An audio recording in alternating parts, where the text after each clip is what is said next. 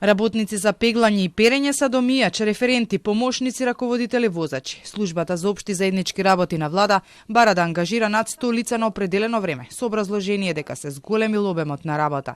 Но во платите за оние со и без факултет нема голема разлика. Од она што може да се види од огласите објавени во весниците за одделението за поддршка на угостителска дејност, службата бара еден работник со основно образование за да пере и пегла за нето плата од нешто над 32.000 денари. За иста плата се бара и садомијач, и кафе готвач, но и келнер и помошник готвач, ама да бидат со средно образование.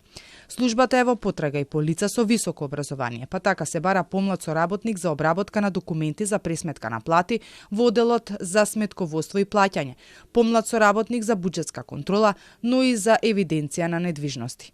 Интересно е што за овие позиции се бара некој со факултет или пак што магистрирал, а се нуди плата која е само 4 или 6.000 денари повисока од онаа за позициите за кои се бараат лица само со основно образование.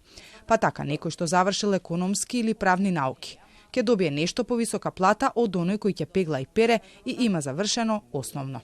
Службата е во потрага и по советници од повеќе области за плата од околу 44.000 денари. Има и такви места каде се нудат и 1.000 евра. Немањето кадар, освен за приватниот сектор, е проблеми за јавниот. Има доста кои замина од државата за да работат во странство, главно за да заработат. Инаку службата за општи заеднички работи на влада е една од оние институции кои добија позитивно мислење од Министерството за финансии за 30% зголемување на додатокот на плата, со што тие и уште неколку други државни институции, меѓу кои финансии се ставени во нееднаква положба. Некој пак чека согласност од финансии за ваквото покачување, но не го добија. Тука се Министерството за правда, за економија и труд, животна средина, администрација и други. Од УПОС за Телма соопштија дека поради ова денот веќе имаат состаноци на кои ќе се одлучи како ќе го изразат незадоволството. Не се исклучува и најрадикалниот одговор – штрајк.